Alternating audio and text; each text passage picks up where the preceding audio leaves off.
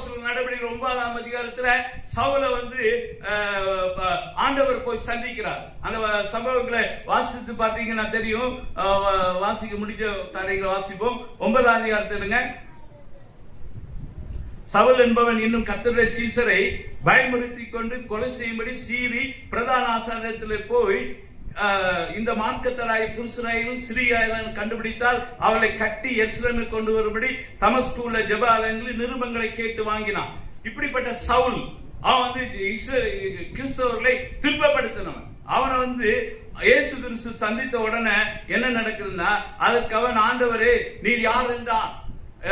அதற்கு கர்த்தர், நீ துன்பப்படுத்துற இயேசு நானே, முள்ளில் உதைக்கிறது உனக்கு கடினமாமா என்றார். அவன் நடுங்கி திகைத்து, ஆண்டவரே நான் என்ன செய்ய வேண்டும் அவன் சொல்றான். அதுக்கு பிறகு சொல்றான், இந்த சுவிசேஷத்தை, இந்த கிறிஸ்தவர்களை அழிக்க தீர்மானித்து தமஸ்குவிலே உள்ள வீடுகள் தோறும் புகுந்து கிறிஸ்தவர்களை ஜெபம் பண்ற கிறிஸ்தவர்களை இழுத்து வந்து சிறைச்சாலையில் போடப்பட்ட என்னை ஆண்டவர் சந்தித்தார். அதனால எந்த சுவிசேஷத்தை அழிக்க வேண்டும் என்று நினைத்தானோ அந்த சுவிசேஷத்தை பிரசங்கிக்கிறவராய் சவுலை இந்த சுவிசேஷம் மாற்றினது.